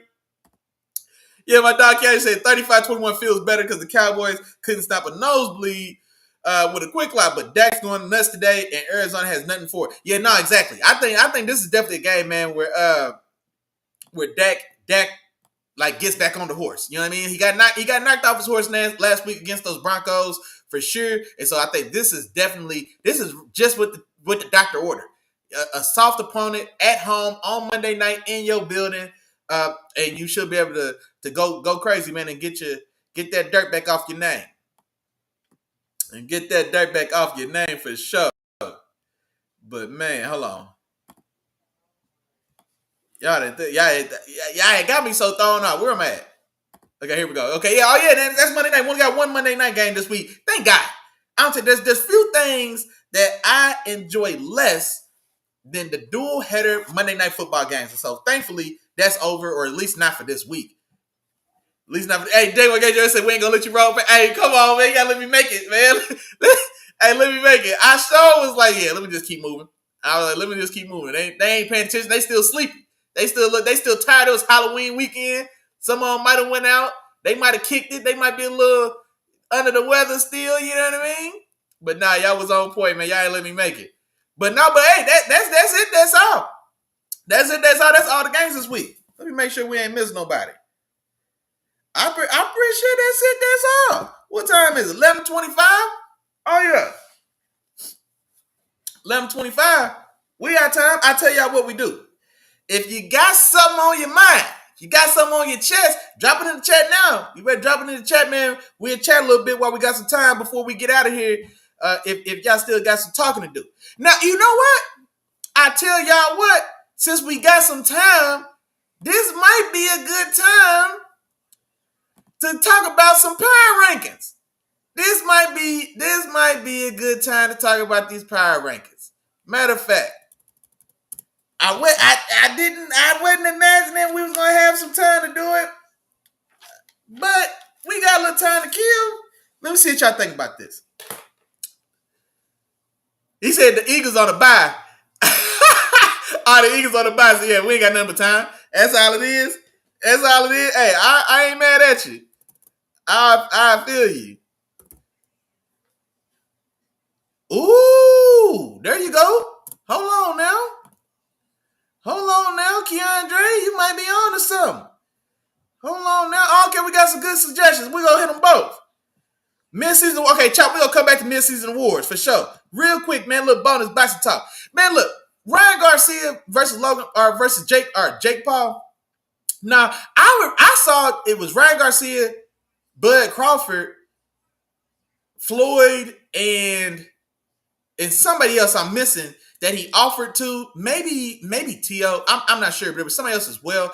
I tell you the one I think most sense, like Bud. Man, let Bud get, because Bud just fought. He doesn't have a fight coming up just yet. And I think that fight was supposed to happen like in 2 weeks. Like, I don't know, man. If I'm Bud, if they keep that same date, I think there was talks that they may move it to December, so they may push it out another like month and a half. But I would like to see Bud. I don't want to see Ryan Garcia, dog. Ryan Garcia is everything that's wrong with boxing. He hasn't done anything, right? He made a name on TikTok with 15-year-old girls liking to see him with his shirt off, but he hadn't done anything. And then, as much as everybody dogs Devin Haney is Ryan Garcia's own claim to relevancy. Because what's he done? He did have a weight drain fight with Tank Davis, right? And then he fought Devin Haney under suspicious circumstances, right? Osterine and whatever else that may or may not show up in these tests. I'm not putting it past him. So I can't stand like Ryan Garcia. I'm not a fan, man. I'm not looking for Ryan Garcia to make another 40 M's. Not in place of a guy. I'd rather see Bud make them 40 M's for sure. I'd rather see Bud make them 40 M's. And honestly, I think it'd be more entertaining. I'd rather see Bud in that one, man. And Bud ain't gonna go out there playing around. Bud gonna go out there and try to take Jake Paul's head off his shoulders, boy. What you mean? He said Ryan is a better match. They both YouTubers. Keandre, come on, man. Hell no. Nah. I'm going to take that off the board so nobody else read that. I don't want nobody else to see that and get the wrong idea. All right? I don't want nobody else to see that and get the wrong idea. Ain't no way in hell I want to see Ryan Garcia in a boxing ring any other time if I could see Terrence Crawford. Hell no. Hell no. I do want to talk about these mid-season awards, though. Oh, my God. God, forgive me. My nose running. The weather's changing, but it's all good. Mid-season awards right now. If you had to give me, let's just go top 5. Anybody participate as you will. Give me your MVP, and we only 8 weeks to the season. So in 8 weeks right now, if the awards came out today, who you got? MVP, offensive, defensive player of the year, coach of the year, or whatever you got. Whatever you got. Let's see what we got. Now, for me to get it started, for sure, without question, for me, MVP is Jonathan Taylor. I don't want to hear nothing else. I don't want to hear about the 3 lost Patrick Mahomes, Chiefs. I don't want to hear none of that. All right. I don't want to hear about like the old favorites. I don't want none of those old storylines. Jonathan Taylor's the MVP of the season right now. That's in my book. Not Daniel Jones, not the coach, not Daniel Jones. All right. Not Robin. I'm not going to reward Robin. I'm not going to look past Batman and reward Robin. Jonathan Taylor's MVP for sure. Offensive Player of the Year could also be Jonathan Taylor, but we're gonna spread it around. Offensive Player of the Year right now, I'll probably go Jackson Smith and Jigba. Right now on the spot, top of my head, I'd probably say Jackson Smith and Jigba, Offensive Player of the Year. Defensive Player of the Year. It's a good one. Defensive Player of the Year. Myles Garrett just had 5 sacks in a loss. 5 sacks in a game that they gave up 30 points and they lost against the Patriots. But that's a splashy stat for us. And he is still a stud. I think, honestly, and maybe it's the storyline that went into it. I want to say Micah Parsons, dog. I feel like Micah Parsons, and he's not leading all the flashy stats. He doesn't have as many sacks as, Myles Garrett just got 5 in the game. So it's a little inflated. He doesn't have the stats like Myles Garrett or Nick Bonito, right? But I think like his impact on a team and on the outlook of a team and still making his presence felt. He did have 3 sacks against the Cardinals just 2 weeks ago. I want to say Michael Parsons, dog. Maybe I'm a victim of the circumstances. Maybe the storyline's too good. I don't know. But right now, I would probably lean Michael Parsons. And also, he's doing it on a team that's a firm contender. You know what I'm saying? Like, respectfully, Myles Garrett, you got 5 sacks in the game. Y'all lost by 20 points. And so, the stats were good, but those sacks weren't necessarily meaningful as far as being competitive in the game. Now, he can only do what he could do. I'm not knocking him either. I mean, sacks don't give you 4 points each time you sack somebody. So it's not all his fault. But still, you know what I mean? I think in context, right on top of my head right now, Michael Parsons. And honestly, I mean, there's some guys who are playing well. J.C. Horn's playing his ass off. You know what I'm saying? He really is, but I don't know if it's necessarily at a level for defensive player of the year. And then also, even with Surtain being a corner that won it, you still do have to be on a team that is, competitive. I don't know if Carolina's going to make it to 500 this year. You know what I mean? And I don't know how close to 500 they'll be, especially with Bryce Young as the guy. I had to take another shot at my dog Chop, but no, but I would probably lean Michael Parsons, man. Coach of the year, I would go Steichen in Indianapolis. What he's doing there. Reviving, right? Being able to bring Daniel Jones back from the land of the soon-to-be quarterback dead. You know what I mean? And so I think Steichen is coach of the year. And what's left? I mean, I think those are the big 4. Oh, rookies of the year, offensive rookie of the year. Probably Jackson Dart, I would think, because the quarterbacks are always going to be. It's going to be hard to knock them out of these style of awards already anyway. But he has been flashy. They've been competitive. They've played a lot better than most anyone could have expected going into this year. And if not Jackson Dart, then who would it be? I mean, I'm trying to think. Emeka Egbuka was playing damn good also, but he did get injured, got a little banged up. He missed, I want to say, 2 games. He came back in that first game against when the Bucs played the Lions?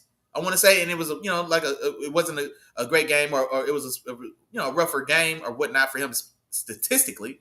But so maybe Emeka Egbuka is still in that mix, but Jackson Dart I think is in the driver's seat there. Defensive rookie of the year, I want to say what's old boy with the Seahawks? Nick Emmanwori, I want to say. Nick Emmanwori, something like that, on that Seattle defense. He's that, like, jack of all trades. Mike McDonald's doing a very good job of moving him around. Not dissimilar from how Mike McDonald used to use Kyle Hamilton in Buffalo. Nick Emmanwori is kind of filling that role for that Seahawks defense. Now, he has been, I think, in and out of this lineup a little bit as well. But when he's been there, he's a difference maker. And he was a guy that was a special athlete. I think he came in from South Carolina, if I remember. His South Carolina film, when I was in the draft purposes, was a little up and down. It was a little hit and miss, but he was a fantastic athlete. 6'3", 230, runs 4'3", jumps 40 inches. He's one of those guys, right? And so Mike McDonald is the perfect style of coordinator and coach that knows how to put him in positions to win. And I think they're doing that, taking advantage of his athleticism. There's a clip. Nick Emmanwori is guarding a seam route like 35 yards downfield in somebody's hip. You know what I'm saying? And it was I'm trying, who was that? But I mean, he's playing good ball, and like I said, so I think he's the guy that stands out to me for defensive rookie of the year. But yeah, MVP Jonathan Taylor, offensive player of the year Jackson Smith and Jigba, defensive player of the year. I probably lean Michael Parsons, coach of the year, Shane Steichen from the Colts, and then give me Jackson Dart and Nicky Menwari as my rookies of the year. That's where I would go right now. Right now on the spot. Let me see where y'all went. Hold on. Let me see where we at. Let me catch up on the chat.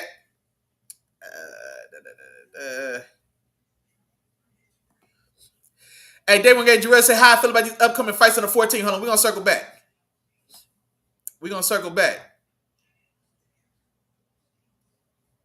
He said Bud deserves it, but Bud to end his career. No, I mean I think Bud. Well, no, I don't necessarily think it'd be that bad because losing to Bud Crawford is not gonna be because matter of fact, Jake Paul's lost already. He lost like an unentertaining fight to I can't remember who it was now, but he lost. Did he lose to Tommy Fury or he's lost already, and it was a fight that I mean nobody even remembers that one. So I don't think necessarily the wins and losses are what's driving the Jake Paul like train. It's not that he's undefeated or nothing like that, but it's just it's still just an interesting spectacle. He sells fights and he does have knockout power, and so I don't think Bud ends his career. I think Bud stops him because Bud ain't gonna worry about not stopping him. But even in this Tank fight, they had a knockout bonus because people are saying there's been talks that like when you sign up to fight Jake Paul that there's like a hidden agreement that you can't knock him out or something like that. So they had a knockout bonus in with the fight for him and Tank. Like if somebody knocks him out, you get an extra cash bonus. So yeah, Bud ain't worried about none of that. Bud will go out there and put him down, man. But I want to see it. My dog County said Cam Scatterbo before the injury was his offensive player of the year. I mean, he was definitely going to be in that discussion for sure. Here you go, Myles Garrett tied for number one, and then also tier one Karlaftis is honorable mention. Oh, that boy crazy. He said, "Look what Drew Tranquil's been doing. He's not a player of the year type, but he's been elevating to that elite level. No, Tranquil's been playing well. Tranquil's been playing well for sure. The game that always stands out to me for sure is when that Chargers game when Chris Jones got greedy and collapsed inside and gave Herbert that 30-yard scramble on the outside that really put the nail in the coffin. And Drew Tranquil was chewing his ass out on the field on TV. And I was like, you know what, Drew Tranquil, I got to put a little more respect on your name, man. I appreciate that. Yeah, not letting nobody slide just because they the star. Like, nah. That was on you. MVP Jonathan Taylor, I like your heads. I like when you started that Day One Game, Jarrell. MVP Jonathan Taylor, Offensive Player of the Year. Ooh, Drake May. Hey, that's a good pull. My boy. Hey, see, Jarrell's watching the film. Day One Game, Jarrell is watching the film. Drake May is out here is balling, bruh. Drake May is out here playing his ass off, dog. Drake May's giving me those same feelings I had watching, young Josh Allen, watching young Patty to a certain extent. Like, you know what I mean? Just like to see a young guy in firm control of his offense and elevating the guys around him. Because who was young Josh Allen throwing the ball to? I don't know. Before they got Stephon Diggs, who was he throwing the ball to? Who was young Patty throwing the ball to? Well, okay, I can't take it back. He had Kelsey and Tyreek Hill. But still, like, you know what I mean? Like, but just seeing the way that they like just fully like they can beat anybody on the back of a young guy 2 years in. You know what I mean? Like that's how I'm feeling about Drake May. That's a good pull. Defense Player of the Year, Parsons. I'm with you there. Most improved. Most improved. That's what I forgot. JSN. Ooh, that's a good call out. He's definitely went to another level for sure. Like he's definitely went fully to another level. Like and you know what? Realistically, did he jump 2 levels? Was he with last year, before this year, would you have considered JSN at the top of tier 3? Or would he have been in the mix toward the bottom half of tier 2? I think it's a conversation. I think he was somewhere in that bottom of tier 2, top of tier 3 realistically. And now he's tier 1. He's 8 games into this year. Who can guard him? He was out there torturing Derek Stingley. He was out there torturing Derek Stingley, dog. It was getting embarrassing. I don't know who's gonna stick him. And honestly, in this year, like I liked his route running coming out of Ohio State for sure, because route running and hands, and he's got pretty good body control as well in the air. So those are things I like from his game. But I did imagine that he was gonna more so live and thrive on the inside versus outside. Like I thought he was gonna be, like more CD Lamb than AJ Brown. Like, you know what I mean? Like guy that lives outside versus inside. But now he's on the outside giving boys the blues. He's on the outside taking the heart of your favorite corner week after week. You know what I mean? And so, and I had to say, bro, he's out here putting teach tape on these routes. Like, boy, watch out! Like on the routes he's running, bro. Man, look, these are teach tape routes. You know what I mean? These are teach tape routes. It's making me call it to question. Like, a guy like Justin Jefferson, for me, I love his route running. Like, Justin Jefferson just looks effortless to me when he's creating separation. And he's not the biggest, he's not the fastest. Jackson Smith-Njigba's got that same thing. He's not the biggest or the fastest, but like breaking boys off in these routes, getting 3 yards of separation at the top of a route, things that should be unheard of in the NFL. I'm talking about shit like that. Like, that's what JSN's doing. That's what a prime Justin Jefferson does. You know what I mean? Like, you shouldn't be that open in the NFL. That's what JSN is doing to boys, man. Y'all got to watch the film, dog. Look at his routes. My God. Yeah, that's a good call, man. JSN, for sure. Offensive Rookie of the Year, Tyler Warren. Oh, good pull. You right. Tyler Warren's playing his ass off. He's behind Jonathan Taylor. He's the next weapon on that team. It's not Michael Pittman. It's not Michael Pittman Jr. It's not Alec Pierce. The next weapon on that team is Tyler Warren. I'm with you. Yeah, I like that. Hey, that's a solid list, Day One Game Drill. That's a solid list. Look, I'm gonna tell y'all what. Y'all gonna have to give me 30 seconds. I gotta blow my nose. I don't know what else to say. I can't think of a prettier way to say it. I'm gonna have to blow my nose. Give me 30 seconds. I'm gonna be right back.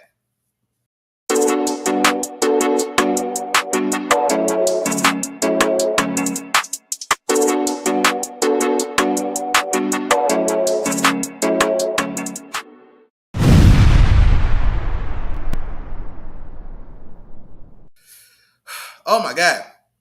Man, hey, look. I appreciate y'all. Y'all got to ride with me, dog.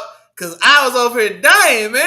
My nose is running. It's the weather's changing. It's not my fault. I appreciate y'all. But Day One Game Drill, bro. This is a good list. I'm not gonna lie. This is a damn good list. I love that Drake May pick Offensive Player of the Year. I love that Most Improved Player at JSN as well, and that Offensive Rookie at Tyler Warren. I love both of those. I love all those. And then Parsons defense player. Yeah, no, this is a good list. That's a damn good list, Day One Game Drill. That's a damn good list. My dog Kearney said Coach of the Year Spags. Man, hey, man. Y'all call me a homer. My dog Kearney wants Spags to win Coach of the Year.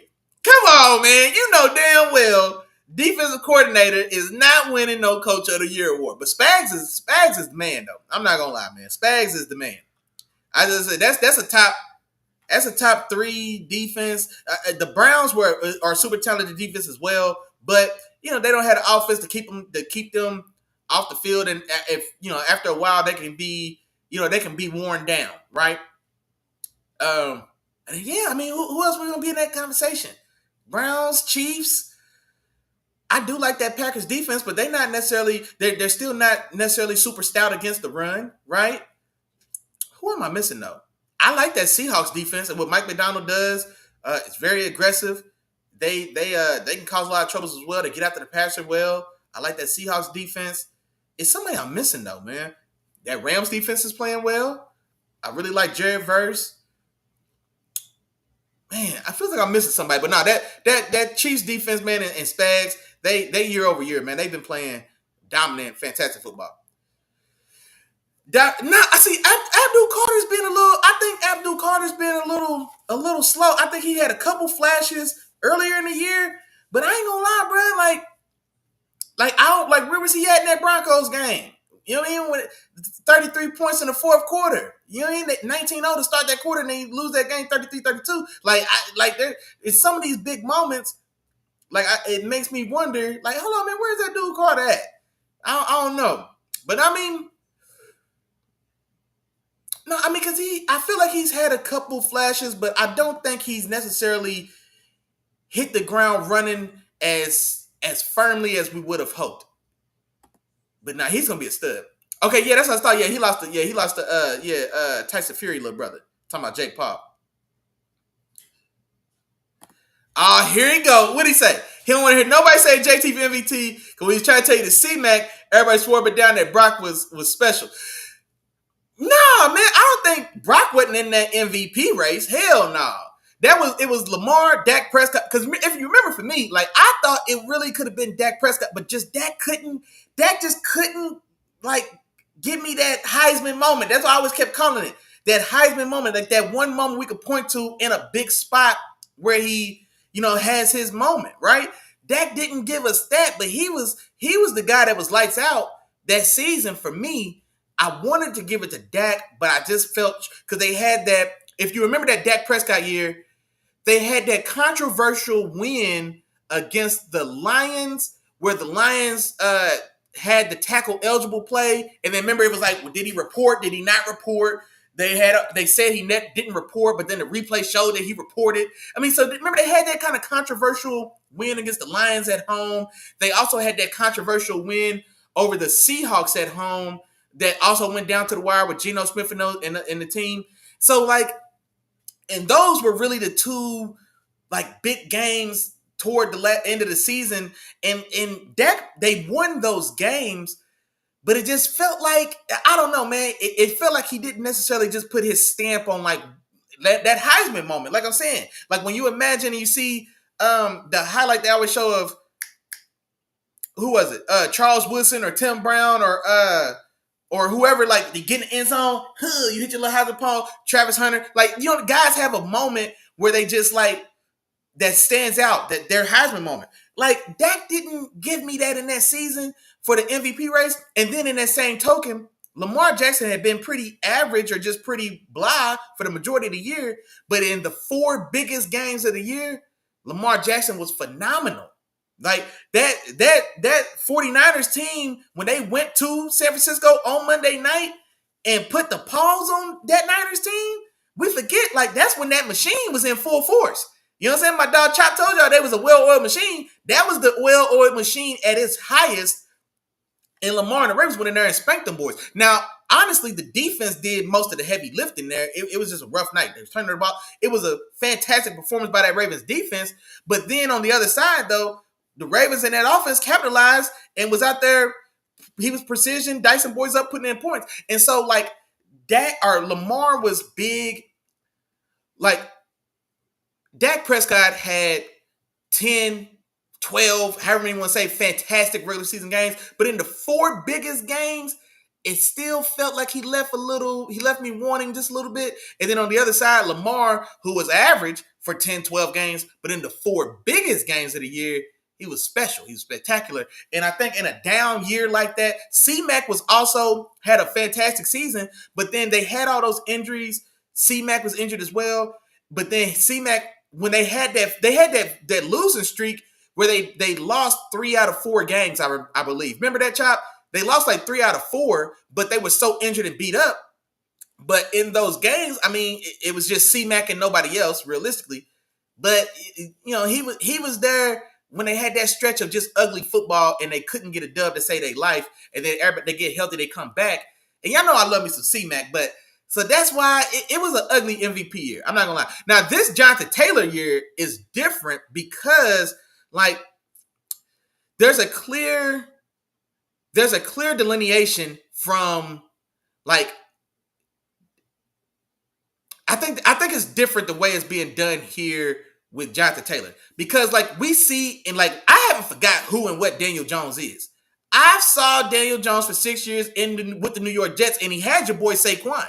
So it's not just that he needed any running back that could be good to be good. Like, no. Because him and Saquon still couldn't win 5 games a year. Outside of the one boo-boo year where they won 9 games by 3 points or less, you know what I mean? They still a playoff spot, and then they actually go and upset the Vikings. That one outlier year. But, like, outside of that, he didn't get off like this with Jonathan, with Saquon. And the receivers for the Colts ain't no better than the receivers was with the Giants. You know what I mean? So like I know what JT is. I know what he looks like without Jonathan Taylor, what Jonathan Taylor's doing, which is special. Like I seen him. So hell no. This Jonathan Taylor, this is different. I think this is different. So yeah, I'm gonna get, and also like this system works because of Jonathan Taylor. The system in San Francisco didn't work because of C-Mac. No, that was a damn good system before and after C-Mac. You know what I mean? Or with or without C-Mac, that system was still the system. Jimmy Garoppolo went to a Super Bowl without Christian McCaffrey with that offense, right? And so that system itself can get it done. That system in place there, like, nah. I think it's different. I think it's a little different. Now, Jonathan Taylor, I think, is a legitimate case for MVP. But I'm not mad at C-Mac being in contention for sure. But yeah, that was just a weird MVP year, dog. That was a weird MVP year. He said, what about wins and losses? And Bud probably think it would be better to get stopped by somebody like Wilder. Yeah, no, I did what you're saying because like where somebody like Wilder, where he just like one punch turns the lights off, and then Bud normally it's not necessarily one punch power, but he'll break you down and then he can get you out of there. That's fair. Now, also what I would say is I think Bud has enough pop to put down Jake Paul though. Like you know what I'm saying? Like we can't confuse Jake Paul for Canelo or even Earl Spence, like guys that are not only well obviously professionals, but they've taken quality shots for 10, 15, 20 years plus. Jake Paul still ain't took a real shot from like a real legitimate puncher.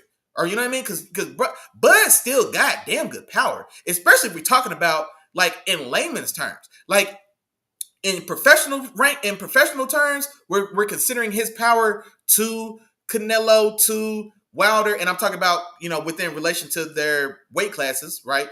But like when we're talking about him in those conversations, then yeah, it's a different type of power. But now for a guy like Jake Paul's been getting hit in the face for 5 years. He's been getting punched in the face for 5 years now. You know what I mean? And like the guys he's fought, with Tyson Fury's brother, who? You know what I mean? Woodley, the MMA fighter that came out of retirement. I can't think of his first name right now. He's from St. Louis. But like Woodley, yeah, back in his day, he had some heavy hands, but you know, he was past it. And it's heavy MMA hands. It's the difference between even just throwing a real technical boxing punch versus getting hit with a powerful MMA punch. It's completely different. Like, you know what I mean? Like, Conor McGregor doesn't have more punching power than Bud Crawford, or I don't even think he had more punching power than a prime Floyd Mayweather. You know what I mean? Just because knowing how to effectively and technically throw a true a true punch is different in boxing. So yeah, no. Bud can get him out of there. And honestly, it's more entertaining if it's not a quick knockout. You know what I'm saying? Because like a quick knockout, somebody Wilder goes in there and turns Jake Paul's lights off in the first 50 seconds. Like that's a bad showing. People don't feel like they got their money's worth. So they want to be entertained a little bit. Yeah. He said getting beat up. Yeah, I don't think it would go that far. I think Bud would stop him. I ain't gonna lie.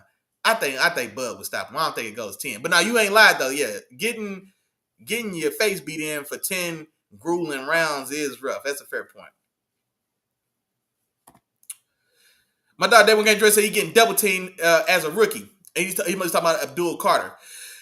I mean, it's possible, but is he? Because Brian Burns is still the best rusher on that team. And Brian Burns, I think, got 10 sacks. Or Brian Burns got somewhere around 10 sacks. So he's still producing. So if Brian Burns was a Pro Bowler and a high value pass rusher before he got there. The Rams tried to give the Panthers, 2 or 3 first round draft picks to trade for Brian Burns. And then they stupid asses, it was a fireable offense. They passed on that, and then they just had to let him out the door because they can't afford to keep him anyway, and the team didn't do good. So that's how the Giants get him for pennies on the dollar. But Brian Burns is a legitimate guy, and he's got somewhere around 10 sacks. So he's the threat. So pass protections are sliding to Brian Burns. They're not leaving Brian Burns one-on-one to try to block rookie Abdul Carter. No. Brian Burns is still getting the attention, and he's producing. So if anything, Kayvon Thibodeau and Abdul Carter, because they the guys on the other side that rotate with them, they should be producing more. I don't think either one of them has 5 sacks. And like I said, with Brian Burns getting the attention he gets on the other side. So somebody please remind really the purpose in the MVP conversation to that Monday night game, and Lamar ran away with it. Well, for me, I don't know. Like, I fool with Brock because I think, and the thing about Brock is like, people were saying he's overrated. He's one of those guys where he could be overrated and underrated. And so I think people were underrating him. And so I did definitely want to go to bat for him. Like, he deserves some credit for doing what he's doing. But for me, Dak Prescott was the guy. If you remember for me, like I had Dak. I think Dak was the guy that was my MVP guy. But I wanted to just see him like cap it off. You know what I mean? And he didn't. And then Lamar, that's why I had to begrudgingly give it to Lamar as well. I think when we did our final show, I think I had to begrudgingly give it to Lamar because I was just like, he was so big in those big moments. And Dak just left me want a little bit more in those biggest primetime moments. That Lions game and that Seahawks game definitely jump out to me for sure. For sure. But no, man, and you know what, Chop? Brock's MVP case would be, I guess, similar a little bit to Daniel. I would say Brock had a better case than Daniel Jones. Because we also forget, Brock Purdy did play ball. Brock Purdy carried that Niners team to a couple wins. That playoff game against the Packers, where it was Brock. Brock in the second half was like 19 for 21 for like 230 yards and 2 touchdowns. Like he scrambled, picked up a couple first downs. Like, so Brock Purdy had a stretch where he didn't necessarily get carried the full freight. You know what I'm saying? Like, he wasn't just a passenger in the back of the bus for the whole time. Like, he had to step up and make some plays and get a couple of those wins, get a couple of those dubs himself as well. So I think Brock Purdy had a better argument for MVP than Daniel Jones. I would think. That's what I would think. But no, hey, I appreciate what we did here. Like I said, we had some extra time, had some good conversation. I appreciate y'all boys today. Y'all fellas and ladies as well. You know what I mean? Ladies and gentlemen. For sure. So appreciate y'all. But we are getting about that time. It's 11:56. That means you got 4 minutes. You got 4 minutes to lock on in, man. Tell the wife and kids find something to do so they can get out your way, man. You get your favorite spot on your favorite couch. You get your favorite adult beverage. You put it in your favorite hand. You turn your favorite team on your favorite TV, and you lock in, big dog. It's football Sunday, and we got football to watch. Good luck to you and your team, unless your team playing my team.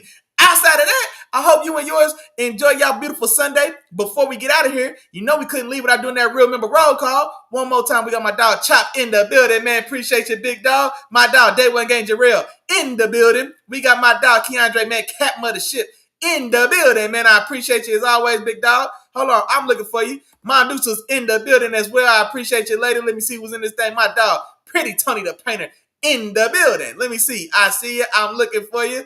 Hold on. I know my dog D-Dot was in the building. Big Nation Business. We was definitely in the building today, man. We got our hands full today, but we can get this done for sure, big dog. We got it.